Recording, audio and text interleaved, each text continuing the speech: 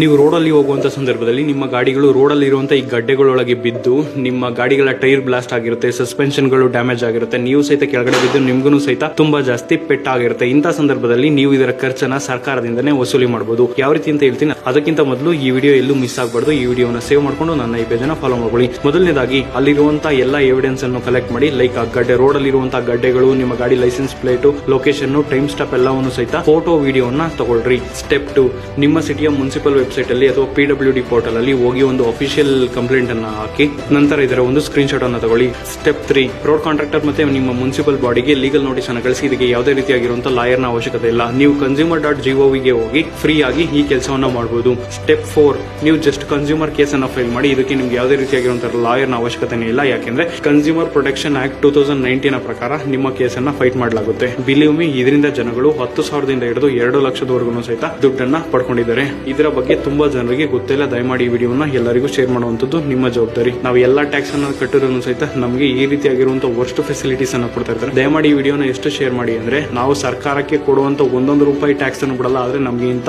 Worst service ಅನ್ನ ಕೊಡ್ತಿರ್ತಾರೆ. ಇದಕ್ಕೆ ನಮಗೂ ಸಹಿತ ಏನಾದ್ರು ಆದ್ರೆ ನಮಗೂ ಸಹಿತ ಕಾಂಪನ್ಸೇಷನ್ ಬೇಕು. ಇದು ನಮ್ಮೆಲ್ಲರ ಹಕ್ಕು. ದಯಮಾಡಿ ಈ ವಿಡಿಯೋನ ಪ್ರತಿಯೊಬ್ಬರಿಗೂ ಶೇರ್ ಮಾಡಿ. ನಮಸ್ತೆ, ಜೈ ಹಿಂದ್.